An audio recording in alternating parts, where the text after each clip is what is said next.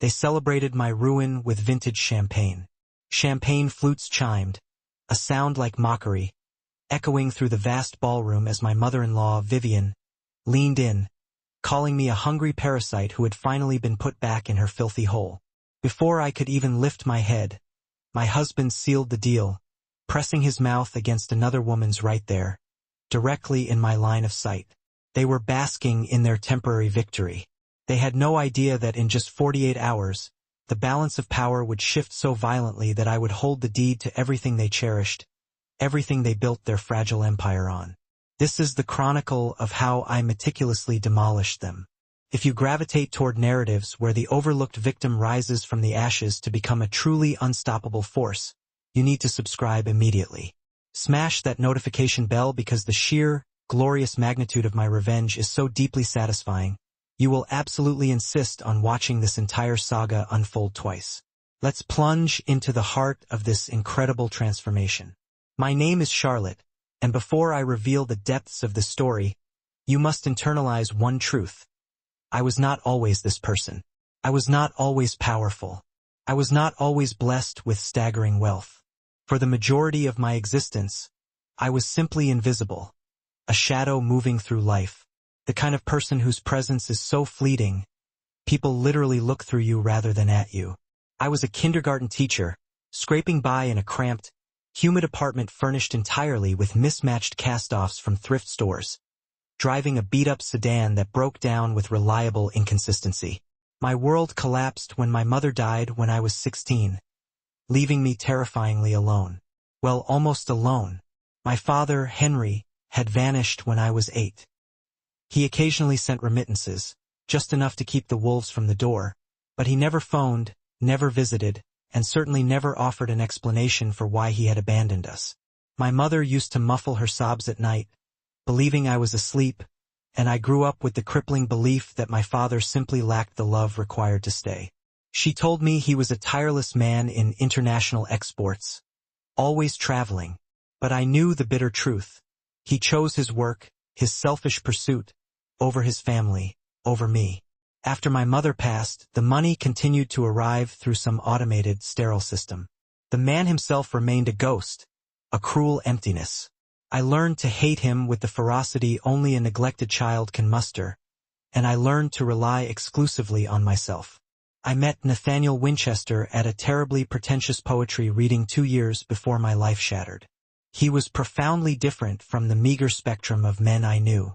Tall, flawlessly tailored, with an articulate, gentle cadence that made you feel like the singular, most important focus in the crowded room. He cited obscure verses, posed genuinely thoughtful questions, and when he smiled at me across that crowded bookstore, I felt an almost frightening resurgence of something I had buried deep inside years ago. Hope.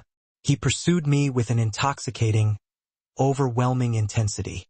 Freshly cut roses arrived daily at my classroom, handwritten.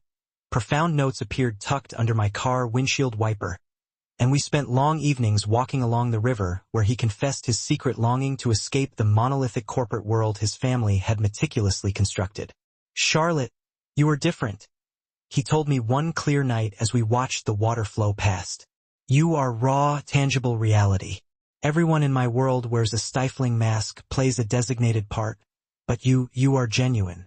I am so weary of the constant fakeness, the unbearable pressure, the impossible expectations. With you, I can finally, truly breathe. I fell in love with him totally, completely. How could I not? He made the invisible girl feel seen, validated, and cherished. When he knelt to propose after only a year of dating, choosing the exact spot by the river where we'd shared our first deep conversation, I accepted without a moment's hesitation. I genuinely believed I had finally found my refuge, my family, the one person who would stand by me regardless of the chaos. I had absolutely no idea I was marching directly into a manufactured nightmare. The first unmistakable warning sign was the introduction to his family. The Winchesters resided in a fortress of wealth, a colossal mansion that looked less like a home and more like a set piece from a costume drama. Marble flooring stretched into infinity, crystal chandeliers dripped from impossibly high ceilings, and the staff members moved through the corridors with a silent, spectral efficiency.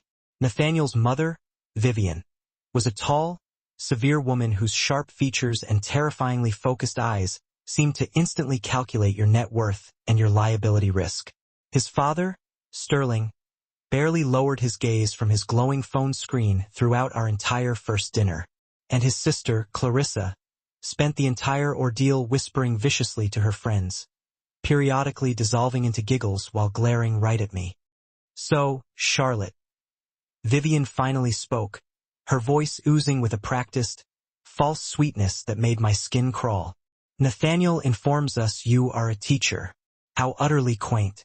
That must present quite a formidable challenge, subsisting on such a, and I use the word lightly, modest salary. Tell me, dear, how does that logistical feat work exactly?"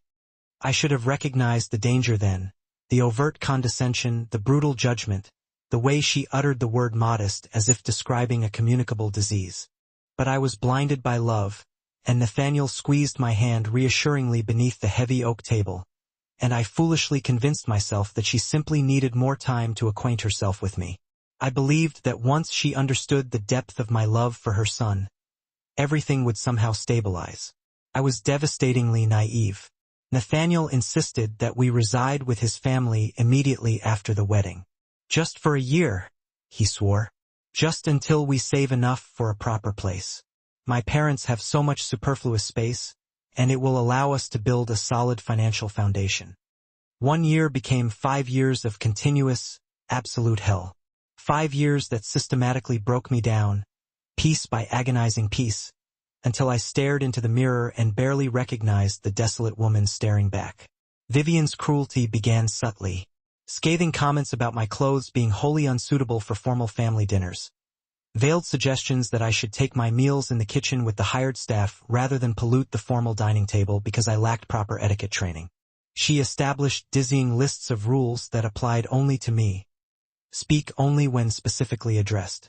Never use the front entrance. Never invite anyone over without explicit, written permission. I tried desperately to comply with every edict. I tried to mold myself into the perfect, unassuming daughter-in-law, but nothing I did was ever sufficient. The harder I strived, the exponentially worse the cruelty became. The physical degradation began roughly 6 months into the marriage. Vivian slapped me for the first time when I inadvertently interrupted her during a highly important phone call. The shock of the impact left me utterly frozen, my cheek burning with an unfamiliar, searing pain, my eyes instantly watering. She looked at me with an expression of such cold, absolute satisfaction and hissed, "That is for being so thoroughly disrespectful. Perhaps now you will finally learn your designated place." I waited, paralyzed, for Nathaniel to intervene, to speak up, to defend me, to tell his mother that she had no right to treat his wife that way. But he simply stood immobile in the doorway, pale and silent, before slowly turning and walking away. That moment established the relentless pattern. Vivian would inflict pain, humiliate me publicly, and destroy my spirit little by little, and Nathaniel would stand by, utterly useless, like a marble statue. Later, in private, he would cradle me while I cried, his whispers thick with useless apologies. "I am so sorry, Charlotte. I love you more than anything. Just give me a little more time. I promise I will fix this. We will get our own house soon. I swear it." But those promises were vapor. Time stretched onward and nothing changed except the horrifying depth of my despair. Vivian shoved me into a delicate glass cabinet once during a heated argument, and my arm sliced open instantly, blood dripping darkly onto the pristine white carpet. "Look at the mess you've made," she hissed, utterly lacking remorse. "You are so unbelievably clumsy. Clean this filth up immediately."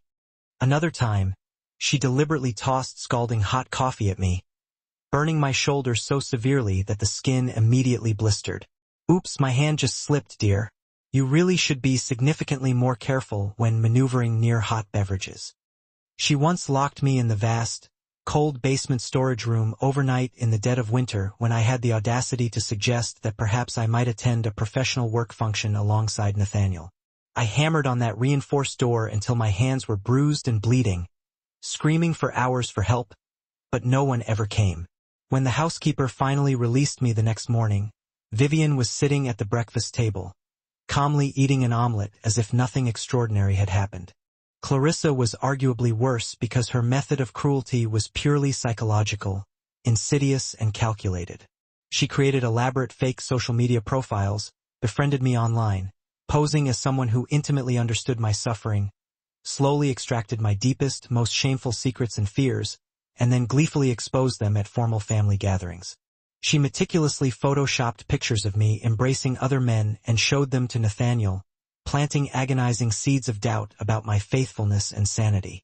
She discovered my mother's jewelry, the only physical thing I had left of her, and threw it away, telling me it looked like cheap, worthless junk.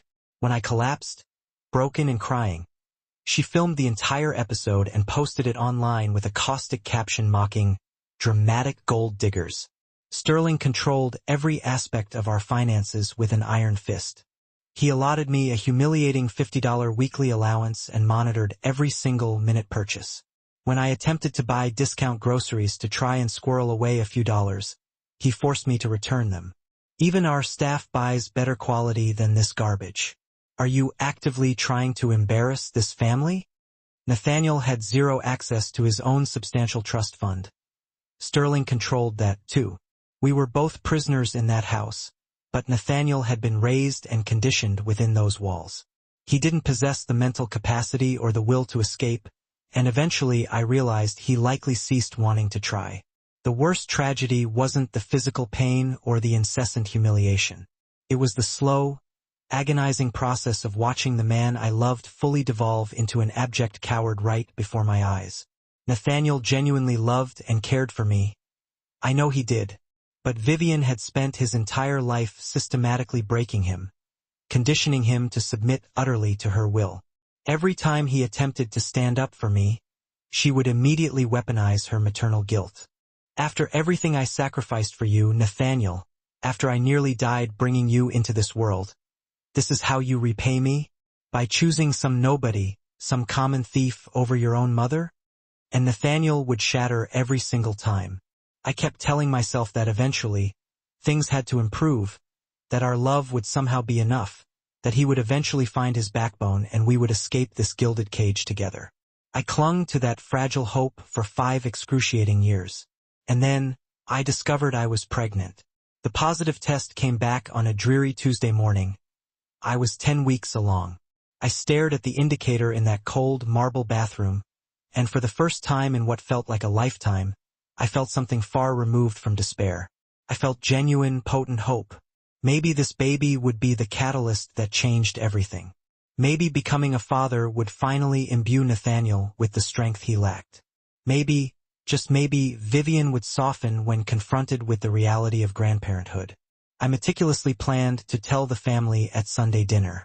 I even bought a pair of impossibly tiny baby shoes to make the announcement truly special. That Sunday morning, Vivian's priceless, irreplaceable ruby necklace went missing. It was a centuries-old family heirloom valued at $2 million, and she immediately, without hesitation, accused me of the theft. She has been consumed by jealousy over that necklace since the moment she first laid eyes on it, Vivian declared, her eyes glinting with a malicious, terrifying satisfaction. Sterling called an immediate family meeting, and I was dragged before them all like a common criminal on trial. I didn't take anything, I pleaded, my voice breaking. Please, you have to believe me. But Vivian insisted on searching my room right then and there. They found the necklace carefully placed in my dresser drawer. I had no earthly idea how it got there, but the objective truth was entirely irrelevant. Vivian screamed, labeling me a disgusting, filthy thief, and slapped me so violently I lost my balance and fell hard onto the floor. My lips split open, hot blood dripping onto the icy marble. Sterling immediately threatened to call the police. And Nathaniel, the man who was the father of my unborn child, simply stood there, silent, frozen solid, utterly useless. The overwhelming stress of the confrontation, the violence, the acute fear, triggered the cramping. Sharp, terrible, tearing pain erupted in my abdomen. I felt a horrifying wetness spreading, looked down, and saw blood. An alarming volume of blood. I collapsed right there, screaming hysterically for help, begging them to summon an ambulance, desperately trying to tell them about the baby. Vivian looked down at me with pure, cold contempt and stated, "Stop being so disgustingly dramatic. There is no baby, just another one of your pathetic, desperate lies." Nathaniel finally broke his paralysis. He scooped me up, carried me roughly to his car, and sped toward the hospital. But it was far too late. The doctor confirmed the crushing reality I already knew. I had lost the baby. Our baby. The tiny life that was supposed to be our salvation was gone. I was sedated immediately. When I woke up hours later, Nathaniel was slumped miserably beside the hospital bed, weeping uncontrollably. "I am so sorry," he kept murmuring, an endless loop of useless apologies. I looked at him then, truly looked at the husk of the man, and I no longer saw my husband. I only saw a weak, fundamentally broken man who had allowed his family's cruelty to murder our child. "Get out," I whispered, the words hollow. He left without argument. While I remained institutionalized in the hospital for 3 traumatic days, Vivian diligently worked behind the scenes to methodically destroy the meager fragments of my life that remained. She hired a professional to fabricate fake bank statements showing I had been systematically stealing money from the family coffers. $50,000 transferred to a secret account she had maliciously opened in my name. She manufactured a series of sexually suggestive emails between me and a mysterious man, strongly implying an ongoing affair. She even paid off the doctor who treated me, coercing him to lie, to tell Nathaniel I had only been 4 weeks pregnant and therefore couldn't possibly have known about the pregnancy at all.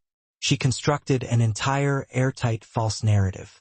When I returned to the mansion, Nathaniel confronted me with all of it. "Did you marry me strictly for the money?" he demanded, his voice shaking with betrayal. I stared at him, aghast and heartbroken. "What?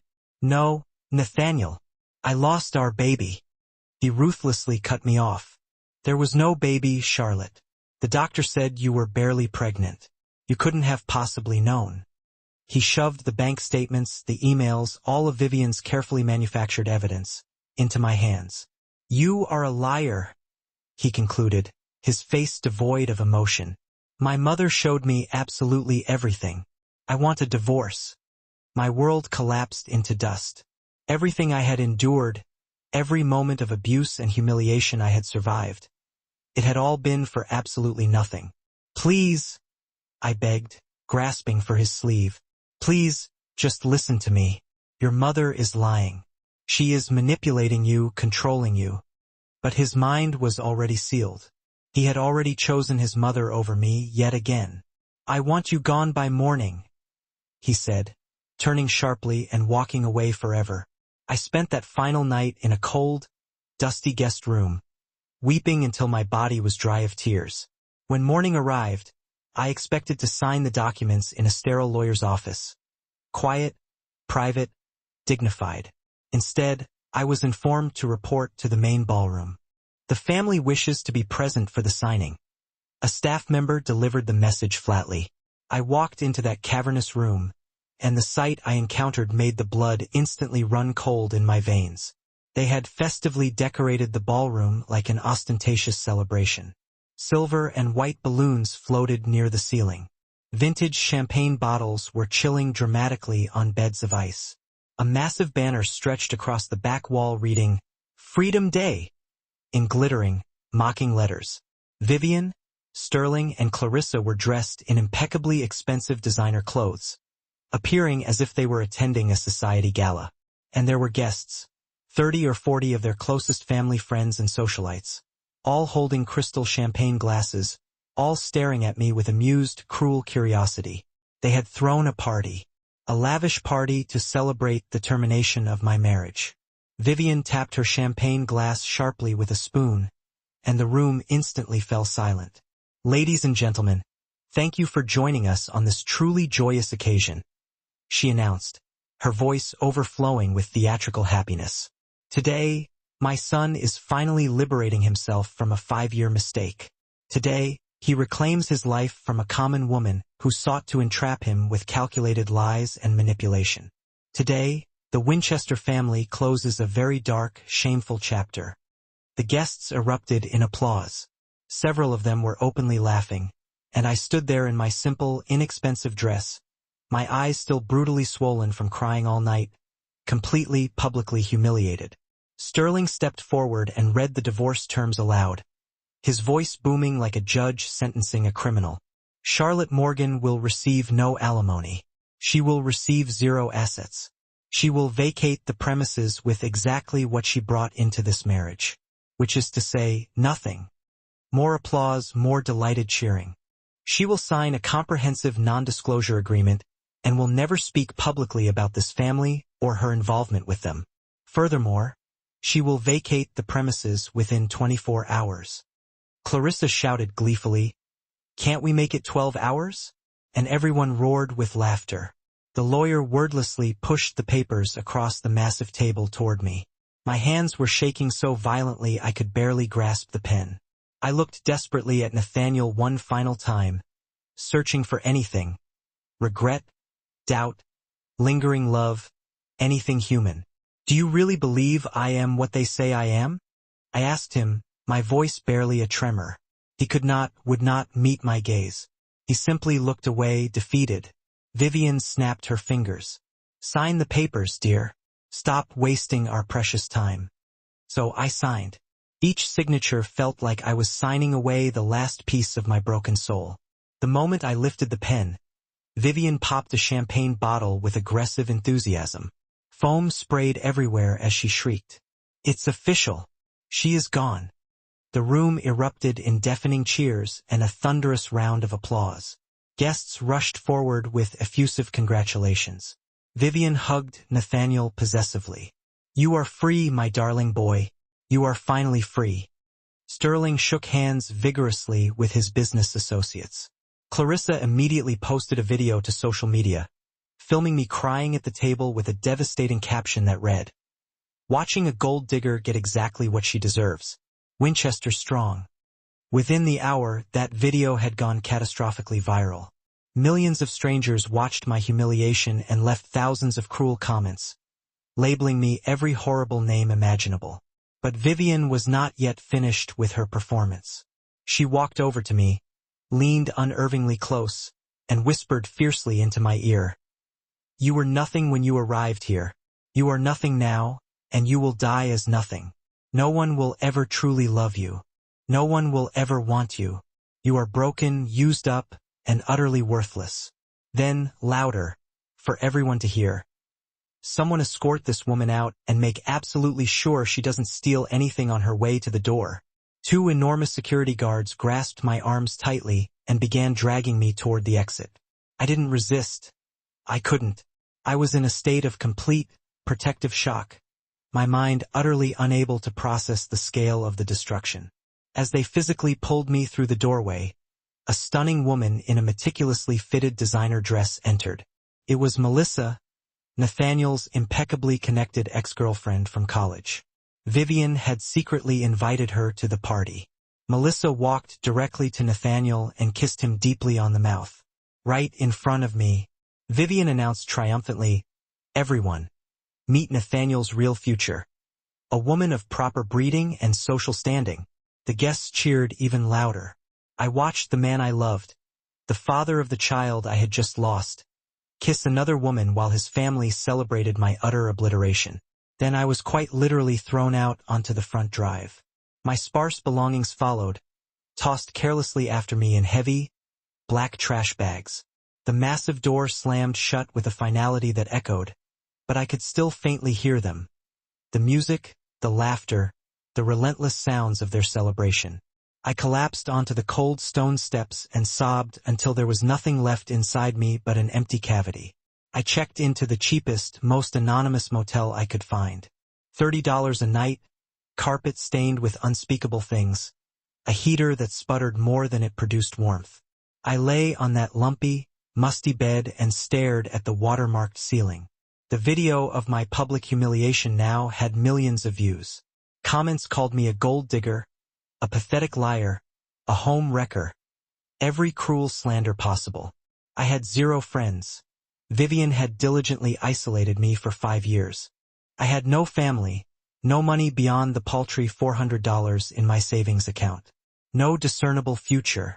I looked at the bottle of strong pain pills on the nightstand that I'd obtained for the phantom headaches the stress had caused. I thought seriously about taking every single one. I thought about how easy it would be to simply stop existing. Perhaps Vivian was right.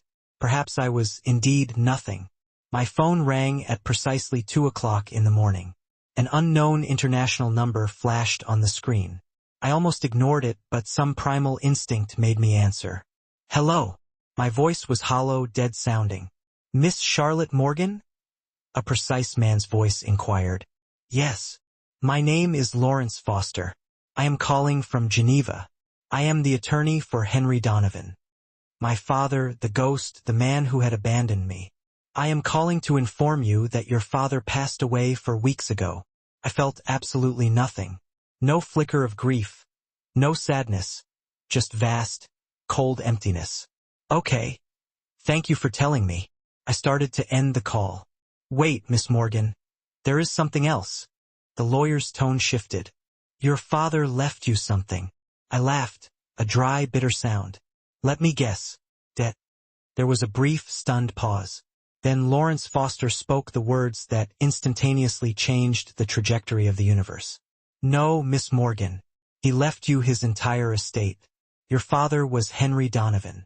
The Henry Donovan, founder and CEO of Donovan Global Industries. The dingy motel room began to violently spin. I knew that name. Everyone knew that name. Donovan Global Industries. It was one of the most terrifyingly powerful conglomerates in the entire world. Technology, cutting-edge pharmaceuticals, vast real estate holdings, global energy production. They didn't just own companies. They owned pieces of the infrastructure of modern life. That's impossible, I whispered, disbelief clogging my throat. My father worked in exports. That was his cover story, Miss Morgan. To protect you, Lawrence gently explained. You are now the sole heir to a $75 billion empire. I dropped the phone onto the stained carpet.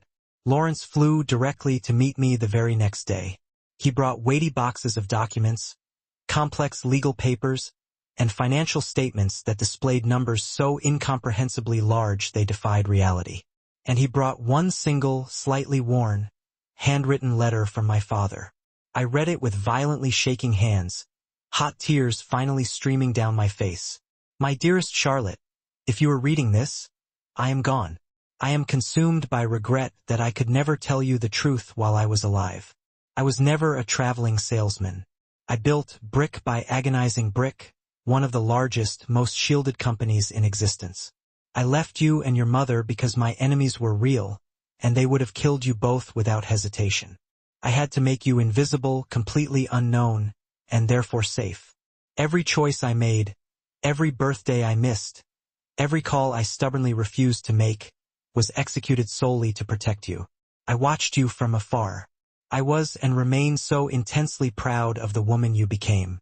Kind despite having every logical reason to be cruel, strong despite being so tragically alone. I built this empire for you, Charlotte. Use it to change the world. Use it to uplift those who cannot advocate for themselves. And if anyone, absolutely anyone, ever hurt you, use the full scope of this power to destroy them. With all my eternal love, Dad.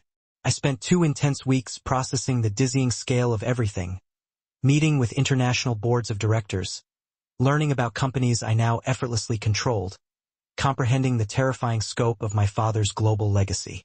I hired the most formidable people money could possibly buy, ruthless lawyers, discreet private investigators, sharp PR specialists, and brilliant business strategists. I commanded them to dig deep into the Winchester family, and what they uncovered was pure, devastating beauty. Clarissa, in her arrogance, had filmed herself planting the necklace in my room. She had been bragging about the malicious stunt to her friends via an easily recoverable video chat. Vivian had paid off the treating doctor, and he had cracked immediately under the threat of exposure. And Sterling had been quietly committing massive tax fraud for years. The entire Winchester dynasty wasn't built on rock. It was a crumbling facade, secretly drowning in mountains of unsecured debt. They threw a celebration party while I signed my divorce papers. Champagne glasses clinked with sickening, triumphant joy, sounding less like celebration and more like the hammer blows of my execution. My mother-in-law, Vivian, leaned in close, her designer perfume masking the venom of her breath, and called me a parasite who had finally been put back in her filthy, little place. My husband, Nathaniel, kissed another woman, his college ex, Melissa. A long, performative kiss right there in front of everyone, making sure I saw his betrayal. They cheered my destruction. They had no idea that their joy was fleeting, that in 48 short hours I would own every asset, every dark secret, and every beloved piece of their wretched empire. This is the precise, meticulous account of how I utterly destroyed them. If you love stories where the seemingly weak underdog rises from the ashes, armed with limitless resources, to become ruthlessly unstoppable, you need to subscribe right now. Hit that bell icon because my revenge is so calculated and deeply satisfying, you'll feel compelled to watch it unfold twice. Let's dive into this incredible, heartbreaking story of transformation. My name is Charlotte, and I need you to understand one fundamental truth before I tell you this story. I wasn't always powerful. I wasn't always wealthy. I wasn't even interesting. For most of my life, I was just invisible. The kind of person people didn't bother looking at, whose presence they looked right through as if I were thin air. I was a kindergarten teacher, scraping by, living in a cramped, humid apartment where the scent of old carpet lingered. My furniture was mismatched, bought from dusty thrift stores, and I drove a small, temperamental car that stalled on the highway more often than it reliably ran. My mother died of cancer when I was 16, leaving me completely orphaned, alone in this vast, indifferent world. Well, almost alone. My father, Henry, had vanished when I was 8 years old. He sent money sometimes, consistent automated deposits enough to keep us afloat, but he never called, never visited, never once offered an explanation for why he had abandoned us. My mother, beautiful and fragile, would weep silently at night, muffling her sobs into her pillow when she thought I was sleeping. I grew up believing, deep in my core, that my father simply didn't love us enough to stay. My mother told me he worked in international exports, traveling constantly and unable to call due to his rigorous schedule. But I knew the brutal truth. He chose his ambition, his work, over his family, over me. When my mother passed, the monthly wire transfers continued through some cold, automated system, but the man himself remained a phantom, a ghost who never appeared. I learned to hate him for that clinical absence. I learned, out of sheer necessity, to rely only on myself.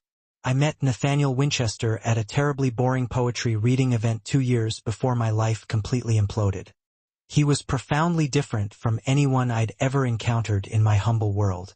Tall, impeccably dressed in custom suits, with this extraordinarily gentle, captivating way of speaking that somehow made you feel like you were the single most important person in the crowded room. He quoted obscure poetry, asked deeply thoughtful questions about my life, and when he smiled at me across the worn wooden floor of that crowded bookstore, I felt a flicker of something I hadn't dared to experience in years. Hope. He pursued me with an intense, overwhelming fervor. There were enormous bouquets of expensive, exotic flowers delivered daily to my kindergarten classroom, confusing the children and delighting my colleagues. He left elegantly handwritten notes tucked under the windshield wiper of my beaten-up car. We took long, late evening walks where he'd tell me about his dreams of escaping the suffocating corporate world his powerful family had built. "Charlotte, you are different," he told me one night, his voice serious, as we sat together by the quiet river. "You are real. Everyone in my world wears an elaborate mask, plays a designated part, but you are genuinely authentic. I'm so utterly tired of the fakeness, the crushing pressure, the impossible expectations. With you, Charlotte, I can finally breathe." I fell head over heels in love with him, completely and irrevocably. How could I resist? He made me feel seen, truly valued, cherished like a rare treasure. When he proposed after just a year of dating, kneeling dramatically in the exact spot by the river where we'd had our first real, vulnerable conversation. I said yes without a second of hesitation. I truly believed I had finally found my anchor, my family, the person who would stand by me no matter what turbulence the world threw our way. I had no idea I was walking willingly into a meticulously constructed nightmare. The first, chilling warning sign flashed the moment I met his family. The Winchesters lived in a monstrous mansion that looked less like a home and more like a set from a dark, period drama movie. The floors were polished Italian marble. The ceilings were hung with crystal chandeliers that weighed hundreds of pounds, and staff members moved silently through the vast rooms like well-paid, efficient ghosts. Nathaniel's mother, Vivian, was a terrifyingly tall woman with surgically sharp features and glacial eyes that seemed to calculate my net worth and social standing in a single, freezing second. His father, Sterling, barely bothered to look up from his premium smartphone during our entire awkward first meeting. And his sister, Clarissa, spent the entire formal dinner whispering conspiratorially to her friends on a video call, frequently dissolving into loud, rude giggles while openly staring and pointing at me. "So, Charlotte," Vivian finally said, her voice dripping with artificial, cloying sweetness that was worse than pure malice. "Nathaniel tells us you're a teacher. How quaint. That must be quite a challenge, living on such a modest salary. Tell me, dear," she pressed, leaning forward, "how does one manage that exactly?" I should have recognized the danger then, the sheer, unadulterated condescension, the judgment, the way she uttered the word modest as though it were a highly contagious, shameful disease. But I was intoxicated by love, and Nathaniel, seeing my distress, squeezed my hand tightly under the massive mahogany table. I naively convinced myself that she simply needed time to get to know the real me, that once she saw how profoundly I loved her son, everything would be fine. I was so unbelievably naive. Nathaniel stubbornly insisted we live with his family immediately after the wedding. "Just for a year," he promised, his eyes wide and earnest. "Just until we save enough for our own perfect little place. My parents have so much space, Charlotte, and it'll really help us build a solid financial foundation." That promised 1 year metastasized into 5 agonizing years of absolute hell. 5 years that systematically broke me down, piece by painful piece, until I barely recognized the haunted, hollow woman staring back at me in the mirror. Vivian's calculated cruelty began small, almost subtly. Comments about my clothes being hopelessly unsuitable for family dinners, suggestions, always delivered with a soft smile, that I should perhaps eat my meals in the vast kitchen with the domestic staff rather than at the formal dining table because I clearly didn't grasp proper etiquette. Then came the exhaustive lists of rigid house rules that applied only and specifically to me. Speak only when directly spoken to. Absolutely do not use the ornate front entrance. Do not invite anyone over without written permission. I tried desperately to adhere to every single rule. I tried to mold myself into the perfect, obedient daughter-in-law, but nothing I did, no amount of submission, was ever sufficient. The harder I tried to please them, the significantly worse the emotional abuse became. The physical abuse started approximately 6 months into our cohabitation. Vivian slapped me for the first time when I accidentally interrupted her during a high-stakes phone call. The shock of the blow was so profound it left me paralyzed, frozen solid, my cheek burning with instantaneous fire, my eyes watering from the sting. She looked down at me with an expression of cold, utter satisfaction and purred. "That is payment for being disrespectful. Perhaps now you'll learn your proper place." I waited, my heart pounding a frantic rhythm against my ribs, for Nathaniel to finally intervene, to defend me, to tell his monstrous mother she could not treat his wife this way. But he just stood there in the grand doorway, pale and utterly silent, like a wax figure. Then, without a word, he turned and walked away. That moment established the devastating pattern. Vivian would hurt me, humiliate me, and systematically destroy me little by little, and Nathaniel would stand by, immobile and useless, like a statue carved from weak stone. In private moments, hours later, he would hold me tightly while I sobbed into his expensive shirt and whisper endless, empty apologies. "I'm so sorry, Charlotte. I love you so much. Just give me more time. I promise I'll fix this. We'll get our own place soon. I swear it. But the promises never materialized. Time passed, and nothing changed except the deepening, suffocating darkness of my despair.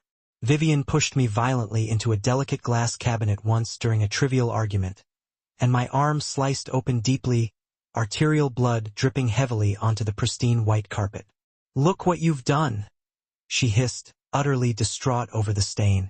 "You're so clumsy. Clean this mess up immediately before Sterling sees it."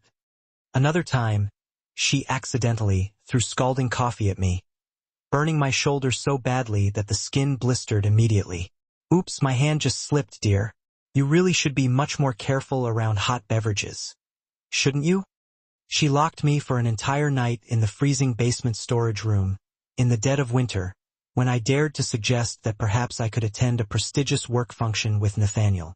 I pounded frantically on that steel door until my hands were raw and bruised, screaming hoarsely for help, but no one, not the security guards, not the staff, ever came.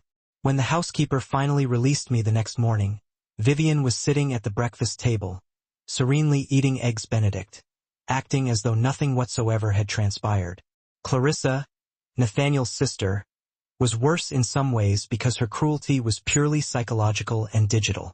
She created multiple fake social media accounts, befriended me online as a sympathetic stranger who understood what I was going through, extracted my deepest, most embarrassing secrets and fears, and then gleefully exposed them at formal family gatherings for maximum public humiliation.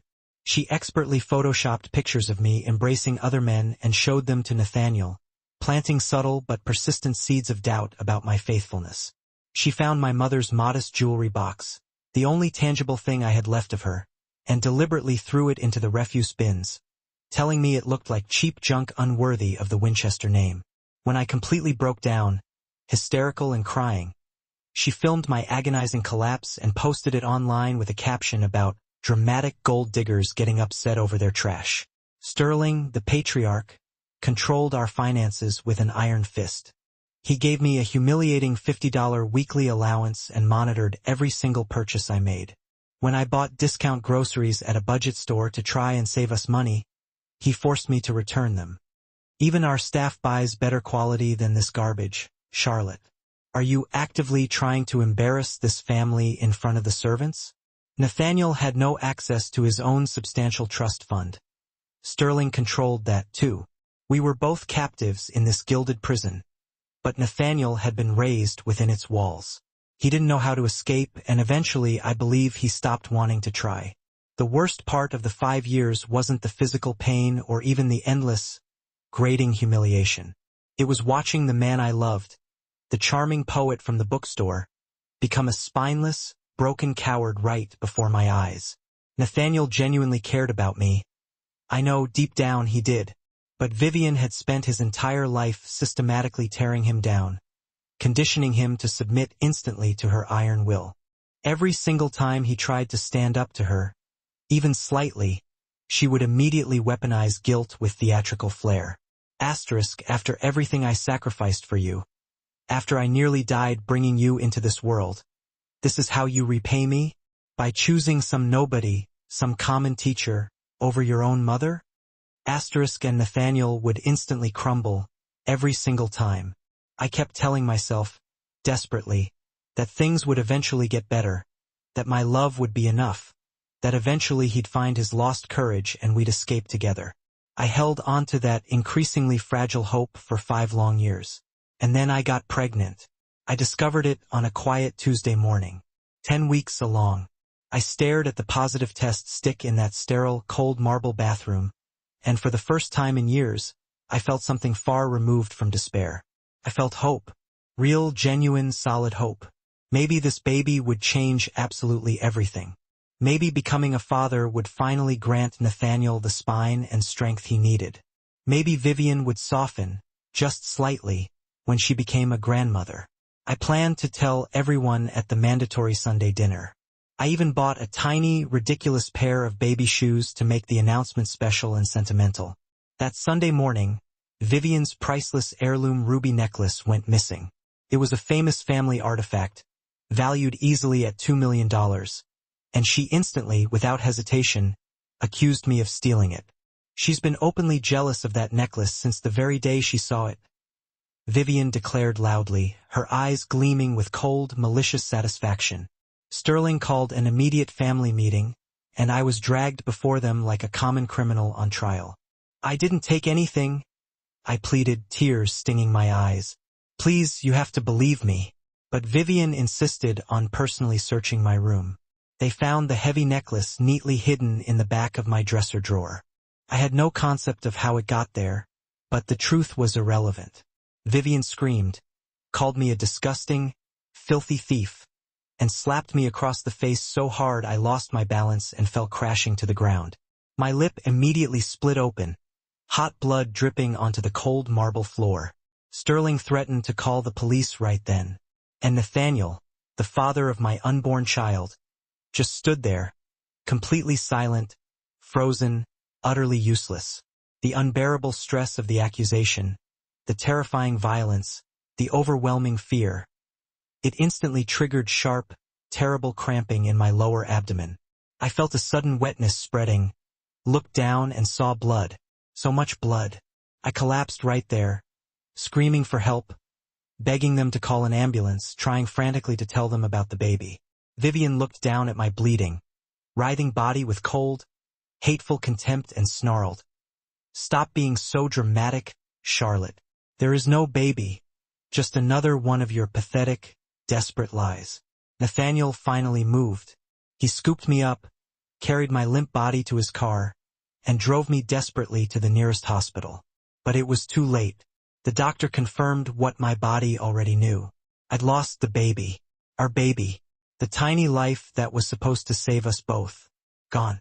I was immediately sedated. When I woke up hours later, Nathaniel was sitting beside the hospital bed, his head in his hands, crying silent, hollow tears. I'm so sorry, he kept repeating mechanically. I'm so sorry. I looked at him then. I truly looked at him. Past the charm, past the guilt, past the promises, and I no longer saw my husband. I just saw a weak, fundamentally broken man who had allowed his family's cruelty to kill our child. Get out, I whispered, my voice raw and distant. He stood up slowly, nodded once, and left the room. While I lay in the hospital, sedated and broken for 3 agonizing days, Vivian worked furiously behind the scenes to destroy what little remained of my life and reputation. She hired a forensic accountant to create meticulously fake bank statements, proving I'd been stealing money from the family. $50,000 transferred systematically to a secret offshore account she had opened in my name. She fabricated suggestive emails between me and a mysterious, unidentified man, crafting a compelling narrative of a long-term affair. She even paid off the emergency room doctor who treated me to lie, to tell Nathaniel I'd only been 4 weeks pregnant and therefore couldn't possibly have known about it, thereby dismissing my loss and grief as further proof of my hysteria. She constructed an entire, flawless false narrative of my greed and deception. When I finally returned to the chilling silence of the mansion, Nathaniel confronted me with all of it. Did you marry me just for the money, Charlotte? He asked, his voice shaking, hollow with manufactured pain. I stared at him in utter disbelief. What? No, Nathaniel. I lost our baby. He cut me off ruthlessly. There was no baby, Charlotte. The doctor said you were barely pregnant. You couldn't have known. He showed me the bank statements, the fake emails, all of Vivian's expertly manufactured evidence displayed on his tablet screen. You're a despicable liar, he spat out. My mother showed me everything. I want a divorce immediately. My world didn't just collapse. It imploded. Everything I had endured, every moment I had survived, every hope I had desperately clung to had all been for absolutely nothing. Please, I begged, my voice cracking, stumbling over my words. Please, Nathaniel, just listen to me. Your mother is lying. She's manipulating you. She's setting me up. But his mind had already been poisoned, his decision already cemented. He had already, inevitably, chosen his mother over me again. I want you gone by morning, he said, flatly, and walked away from me forever. I spent that night locked in a freezing guest room, crying until I was physically empty, until I had no tears left to shed. When morning came, I expected to sign the required papers in a sterile lawyer's office. Quiet, private, dignified. Instead, a member of the staff informed me that I was to come to the main ballroom. "The family wants to be present for the signing, Miss Morgan," the man whispered, avoiding my eyes. I walked into that cavernous room, and what I saw instantly made my blood run Arctic cold. They had lavishly decorated the ballroom like a magnificent wedding reception. Silver balloons floated near the towering ceiling. Expensive champagne bottles sat sweating on ice buckets. A massive banner stretched across the entire back wall, reading, "Freedom Day," in glittering, mocking letters. Vivian, Sterling, and Clarissa wore coordinating expensive designer clothes as if they were attending a high society gala. And there were guests, 30 or 40 family friends and influential socialites, all holding crystal champagne glasses, all staring at me with expressions of amused, expectant curiosity. They had thrown a party, a triumphant public party to celebrate my divorce and ruin. Vivian tapped her champagne glass with a spoon, and the room fell into a terrible, expectant silence. "Ladies and gentlemen, thank you for joining us on this truly joyous occasion," she announced, her voice booming, filled with theatrical, sickening happiness. "Today, my dear son is finally freeing himself from a 5-year mistake. Today, he reclaims his life from a woman who tried to trap him with pathetic lies and manipulation. Today, the Winchester family closes a very dark, expensive chapter." The guests immediately burst into roaring applause. Some of them were openly laughing. I stood there in my simple, worn dress, my eyes still puffy and swollen from crying all night, completely, publicly humiliated. Sterling then stood and read the specific divorce terms aloud, his voice stern, as if I were being sentenced in criminal court. "Charlotte Morgan will receive no alimony. She will receive 0 assets. She will leave with exactly what she brought into this marriage. Nothing." More loud applause followed. "She will immediately sign a non-disclosure agreement and never speak publicly about this family or its business. She will vacate the premises within 24 hours, Sterling finished. Clarissa, perched near the dessert table, shrieked, "Can we possibly make it 12 hours? And everyone laughed uproariously. Everyone. The lawyer pushed the thick stack of papers across the table toward me. My hands were shaking so violently I could barely grasp the expensive pen. I looked at Nathaniel one last time, hoping to see something, regret, doubt, love, anything human. "Do you truly believe I'm what they say I am?" I asked him, my voice barely a cracked whisper. He couldn't meet my eyes. He just looked away toward the banner. Vivian snapped impatiently. "Sign the papers, dear. Don't waste our precious time." So I signed.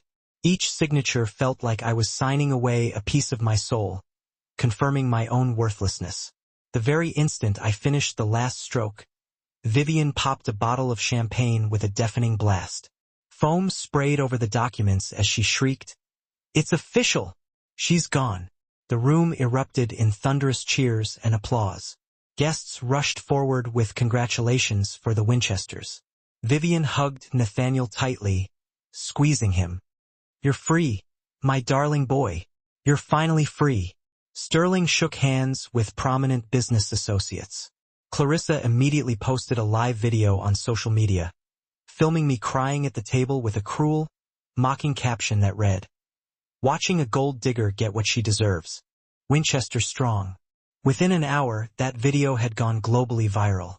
Millions of strangers watched my humiliation and left thousands of cruel comments, calling me every horrible name imaginable. But Vivian wasn't finished with the performance. She walked over to me, leaned in again, and whispered, her breath hot on my ear, "You were nothing when you came here, Charlotte. You are nothing now, and you will die as nothing. No one will ever love you. No one will ever want you. You are broken, used, and utterly worthless." Then, louder, for everyone in the room to hear, "Someone escort this woman out and make sure she doesn't steal anything on her way to the door." Two massive security guards immediately grabbed my arms and began dragging me toward the exit. I didn't resist. I was in total shock, my mind unable to process the extent of the spectacle. As they pulled me roughly through the doorway, a stunning woman in a stunning designer dress entered the ballroom. It was Melissa, Nathaniel's strikingly beautiful ex-girlfriend from college. Vivian had secretly invited her for the grand finale. Melissa walked straight to Nathaniel and kissed him deeply on the lips. Right in front of me, Vivian announced triumphantly to the assembled crowd, "Everyone, meet Nathaniel's real future. A woman of proper breeding and heritage." The guests cheered even louder. I watched the man I loved, the weak father of the child I had just lost, kiss another woman while his family celebrated my total destruction. Then I was literally thrown out the massive front door. My meager belongings followed, tossed carelessly onto the flagstones in several black trash bags. The heavy door slammed shut behind me, but I could still clearly hear them inside. The laughter, the music, the persistent, echoing celebration. I collapsed onto the cold stone steps and sobbed until there was nothing left inside me but a hollow shell. I checked into the cheapest, nearest motel I could locate. $30 a night, with stained carpets that smelled faintly of mold, and a heater that barely rattled out tepid air. I lay on that lumpy bed and stared at the water-stained ceiling. The video of my humiliation now had tens of millions of views. Comments called me a gold digger, a liar, a home wrecker, every cruel imaginable thing. I had no friends. Vivian had expertly isolated me for years. No family left, and no money beyond the $400 cash left in my bank account. No visible future.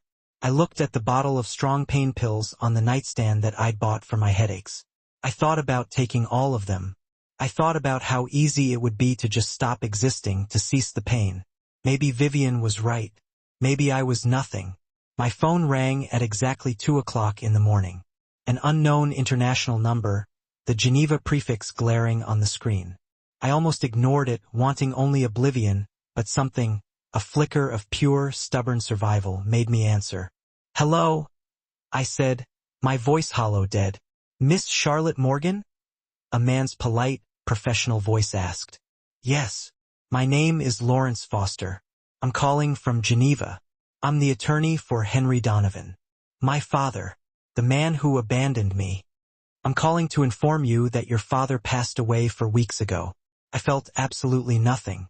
No grief, no shock, no sadness, just vast emptiness. "Okay," I said blankly. "Thank you for telling me." I started to hang up the phone. "Wait, Miss Morgan. There is something else." I laughed bitterly, a dry, rasping sound. "Let me guess. Debt?" There was a long pause on the line. Then Lawrence Foster said the words that would violently shatter my reality and change everything. "Forever." "No, Miss Morgan. His entire estate. Your father was Henry Donovan. The Henry Donovan, founder and CEO of Donovan Global Industries." The entire cheap, squalid motel room started spinning violently around me. I knew that name. Everyone with access to a news feed knew that name. Donovan Global Industries, one of the most powerful, diversified conglomerates in the entire world. Technology, pharmaceuticals, prime real estate, energy, they own vital pieces of everything. "That's impossible," I whispered into the phone. "My father worked in exports." "That, Miss Morgan, was his elaborate cover story, necessary to protect you," Lawrence explained calmly. "You are now the sole heir to an empire valued conservatively at $75 billion.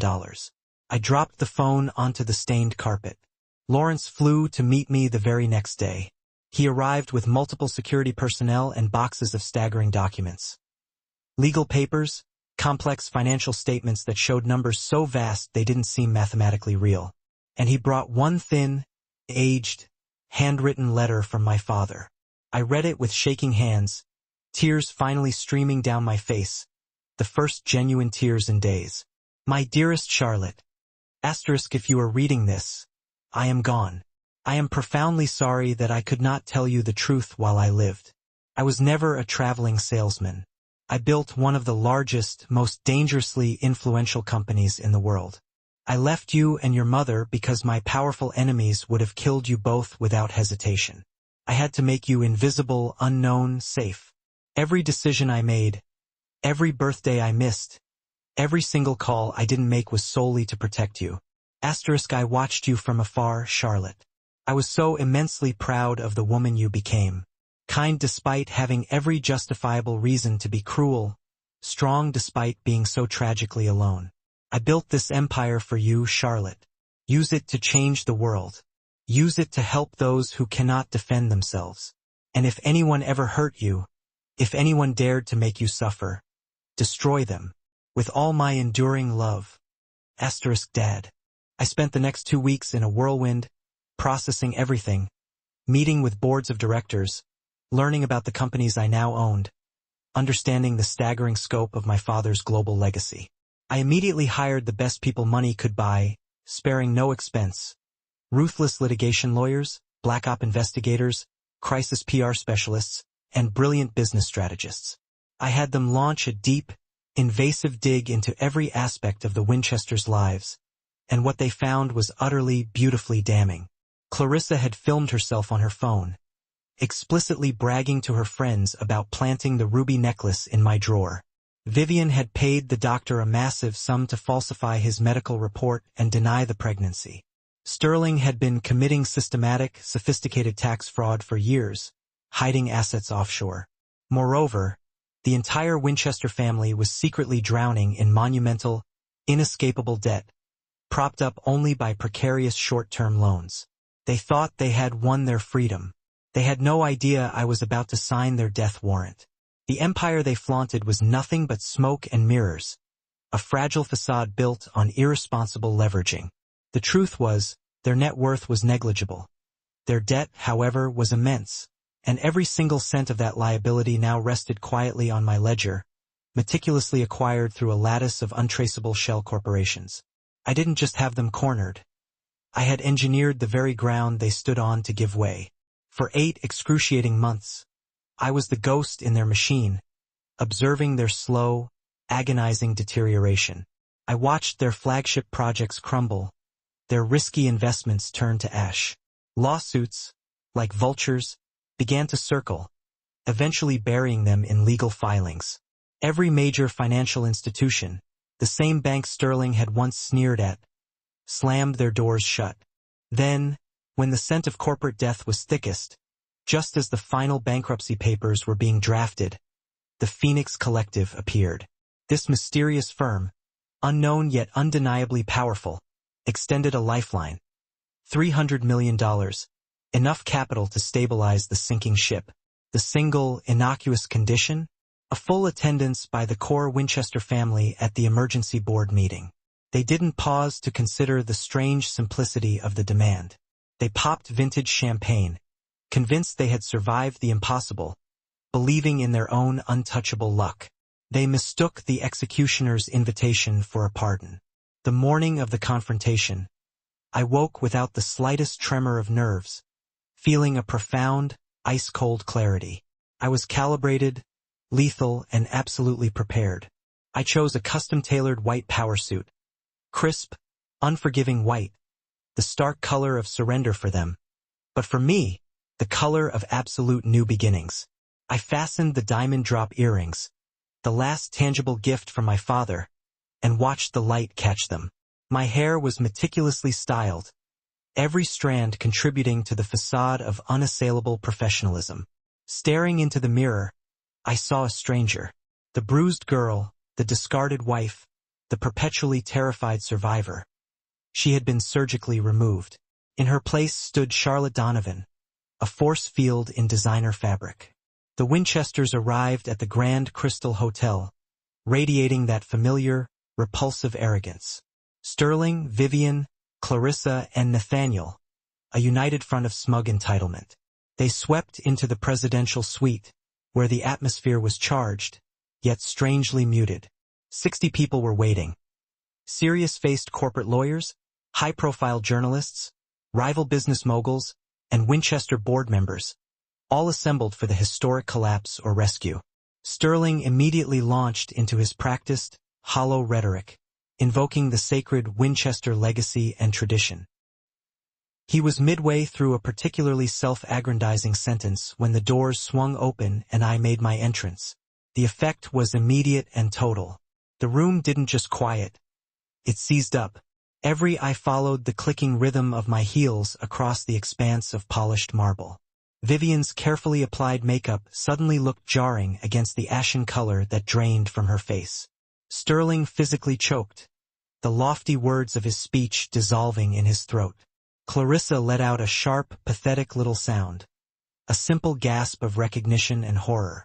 Nathaniel, paler than the white suit I wore, stood clumsily, confusion warring with dawning dread. I reached the mahogany podium, paused, and leaned slightly into the microphone. A slow, genuine smile spread across my face, the smile of a predator satisfied with the quality of her trap. "Hello, Vivian.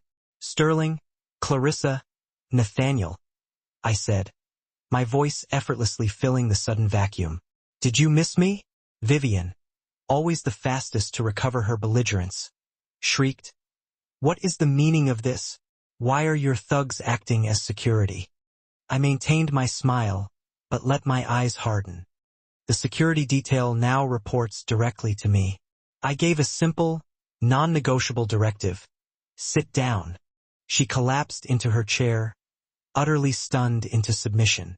I gripped the sides of the podium and continued, relishing the moment of absolute silence before the storm. "Allow me to formally reintroduce myself. I am Charlotte Donovan, Chief Executive Officer of Donovan Global Industries. I am the CEO of the Phoenix Collective. And, as of 9 a.m. sharp this morning, I am the majority shareholder of Winchester Properties. I let the number hang in the air. I own 64% of this company. I didn't just buy their failing stock. I systematically acquired every piece of their catastrophic corporate and personal debt. I emphasized each word. It is legal, binding, and absolute. Sterling, the pillar of Winchester arrogance, finally looked up at me, and in his gaze, I saw something unprecedented, genuine, paralyzing fear. "You're that Donovan? Henry Donovan. Was your father?" His voice was a whisper of disbelief. I gave a slow, deliberate nod. "Yes, Henry Donovan. The man who started with nothing and built a $75 billion global empire. The man whose name you never bothered to mention, whose background you never thought to investigate, because you arrogantly assumed I was a nobody, an easily disposable waif who came from absolutely nothing." Then, I triggered the monitors located throughout the room. The lights dimmed, and the curated evidence began to stream. The footage was devastating. Every recorded slap, every venomous insult, every calculated moment of physical and emotional abuse I had suffered. We watched Clarissa's manipulative hand planting the heirloom necklace. We listened to chilling audio recordings of Vivian's calculated plans and relentless manipulations. Then came the irrefutable evidence, the verified medical records proving my miscarriage, followed by the doctor's tearful confession of being coerced into silence. Finally, the climax of their cruelty, the video of the infamous divorce party. Vivian, celebratory, popping the cork on a magnum of champagne, cackling, "She's finally gone!" The cruel laughter of their socialite guests echoed in the stunned suite. The footage of me being physically dragged out by their security staff played alongside the sickening visual of Melissa openly kissing Nathaniel. The entire room, the hardened lawyers, the cynical journalists, the board members, watched the Winchester's depravity unfold in chilling silence. The journalists didn't just record. They live-streamed, documenting the complete annihilation of the family's reputation. Nathaniel, his composure shattered, pushed himself up from his chair, tears already running tracks through his pale face. "Charlotte, please," he choked out, his voice broken. "I swear, I didn't know the baby was real." I fixed him with a gaze that felt like liquid nitrogen. No heat, only absolute, annihilating cold. 10 weeks pregnant, Nathaniel. My voice was quiet, deadly effective. "Our child died because of your mother's senseless, brutal violence, and your complete, pathetic cowardice. And what did you do? You stood by while she threw a lavish party to toast divorcing the woman who carried your baby. He collapsed back down, a wreck of self-pitying sobs. I'm so sorry, Charlotte. I cut him off sharply, not allowing the word to pollute the air. Sorry doesn't magically bring back our baby, Nathaniel. Sorry doesn't erase 5 years of emotional and physical torture. Sorry is absolutely worthless when it is delivered too late to matter.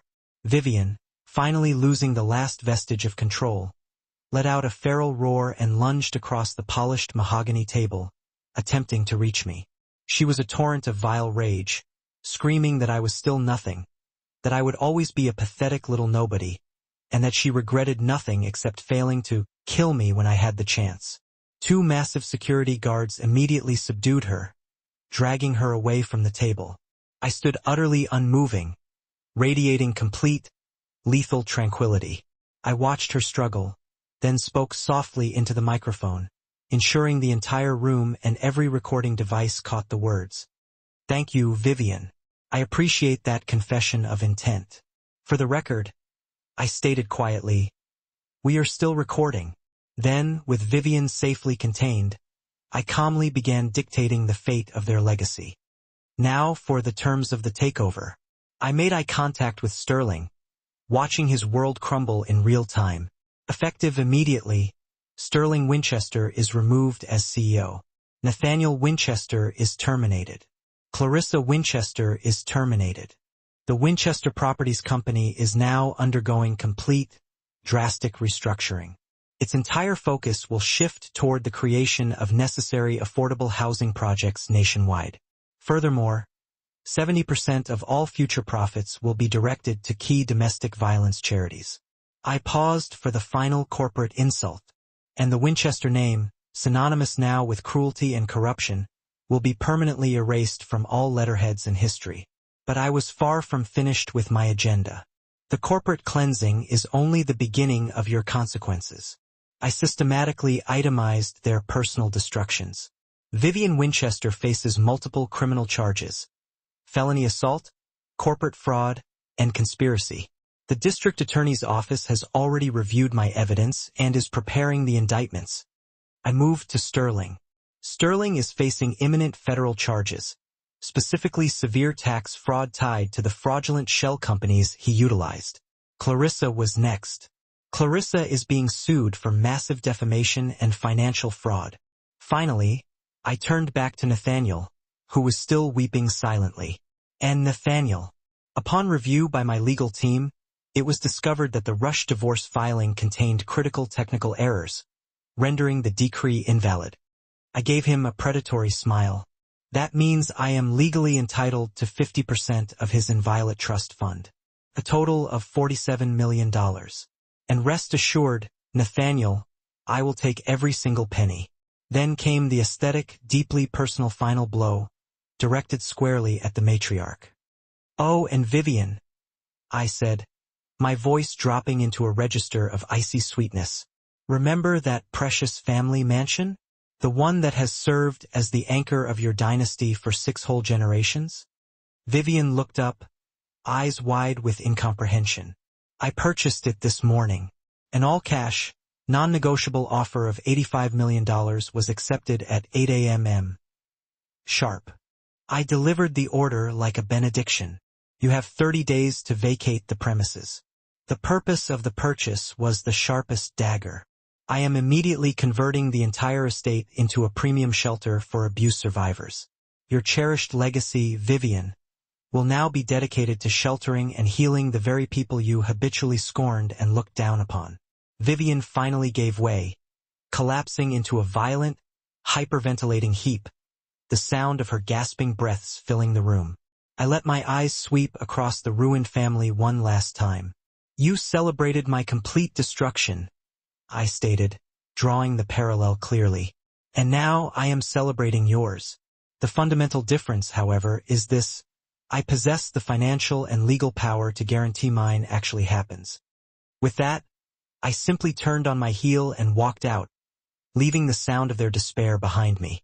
My squadron of lawyers remained to execute the complex paperwork, finalizing the legal and financial decapitation. The journalists bolted, scrambling to publish the immediate, explosive story. The Winchesters were left sitting in the literal and figurative ruins of their collapsed empire. The story was a supernova. It went terrifyingly viral within hours. Footage of Vivian's heinous abuse was plastered across every national news network. The shocking video of the divorce party became the single most watched clip on the internet, generating millions of views instantly. Public outrage wasn't just massive. It was a furious, universal roar. Vivian was arrested before the day was out and eventually sentenced to 6 years in a federal penitentiary for her crimes. Sterling, facing the full weight of the IRS and the federal government, received 8 years for his intricate corporate fraud schemes. Clarissa was sued into devastating bankruptcy and swiftly became a permanent social pariah, her reputation irrevocably toxic. And Nathaniel? He lost absolutely everything. His massive trust fund, his high-status job, and the respectability of his family name. He made one final, desperate, pathetic attempt to reach me.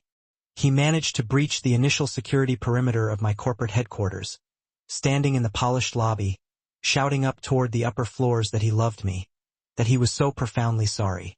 Security called my private line, and I instructed them to allow me 5 minutes. I descended the elevator and we faced each other across the expansive, echoing marble floor. I looked at him, the man who had once been my whole world, and felt nothing. No spark of residual love, not even the comforting warmth of hatred. Just a vast, sterile emptiness where his presence used to be.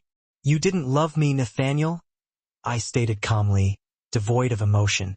"You loved the convenient idea of me. You loved having a wife who served as a moral prop, someone who allowed you to feel like a good person by simple association. But when the moment of truth arrived, when I needed you to actually be a good person, to stand up for me and our child, you chose silence. Our baby died because of your silence. I died inside during those 5 years because of your silence. And now you demand forgiveness only because you are hurting." My final wish for him was a cruel one. "I genuinely hope you live a long, long life, Nathaniel. Long enough to comprehend the full, crushing weight of your choices and your complicity." I didn't look back. I simply turned and walked away, ascending the elevator, leaving him stranded in the lobby of the life he threw away. I never saw his face again. From that day forward, I focused on honoring the profound vision my father had for his legacy. I weaponized my wealth, using it not for accumulation, but for systemic, tangible change. The results were quantifiable: 50,000 affordable homes constructed nationwide, 100 new schools built in chronically underserved communities, robust job training and economic empowerment programs established for abuse survivors, and essential domestic violence shelters in all 50 states. The sprawling, opulent Winchester mansion was swiftly rebranded and reopened as Charlotte's Haven, the largest, most comprehensive domestic violence shelter in the nation, boasting 200 beds, offering extensive therapy services, job training modules, and dedicated childcare facilities. The symbolic transformation was everything.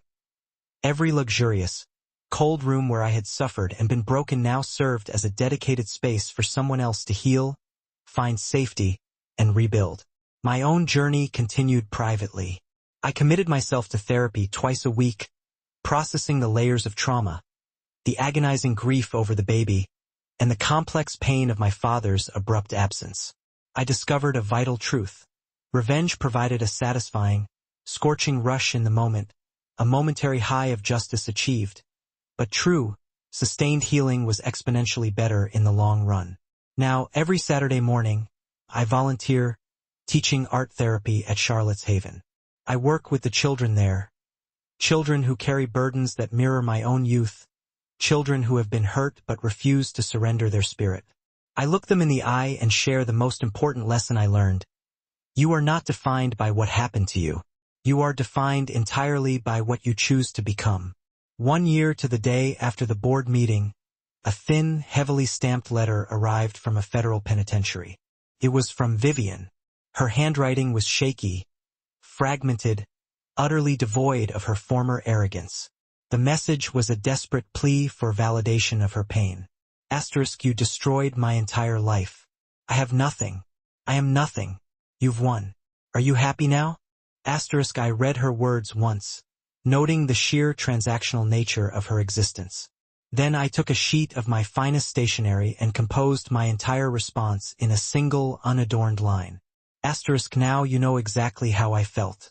The critical difference is that I never deserved it. I mailed the letter back and permanently closed the chapter on Vivian Winchester. I never wasted another thought on her. I am often asked if the revenge was truly worth the monumental effort. People probe, wanting to know if I carry any guilt for the absolute destruction of the Winchester family. My answer is immutable. I feel zero guilt for protecting myself from existential harm. I feel no remorse whatsoever for publicly exposing serial abusers for exactly who they are. Vivian's entire goal was not merely to hurt me, but to fundamentally shatter my spirit, to condition me into believing I was utterly worthless. But I wasn't nothing. I never was. The instant I fully grasped that truth, the moment I consciously chose to step into the vast power of my father's legacy, I ceased being merely Charlotte and became an unstoppable force. The Winchesters foolishly believed my past poverty had rendered me weak and pliable. They were profoundly mistaken. It inoculated me against weakness. It forged my resilience. And when I finally obtained the power they craved and misused, I instinctively knew exactly how to wield it. Not to replicate their cruelty, but to guarantee that no one else would ever suffer the systematic abuse and degradation that I endured. What I executed wasn't base revenge. It was calculated, necessary justice. And justice, by its very nature, never apologizes. That is the full, unvarnished account of my journey from victim to executor. It is a profound, if painful, paradox. Sometimes, the people who inflict the deepest wounds are also the ones who inadvertently teach us the most invaluable lessons about our own inner strength. If this story resonated deep within your spirit, please take a moment to smash that like button and subscribe for more accounts of true resilience and justice. I want to know your thoughts. Drop a comment below and tell me honestly. Do you believe I went too far in my pursuit, or did the Winchesters receive exactly what they had earned? I assure you, I am reading every single response. And remember this truth, always, your intrinsic value is never, ever determined by the shallow, visionless people who simply lack the capacity to see it. Thank MKSU for watching, and I will see you in the next installment. Until then, stay strong and protect your peace.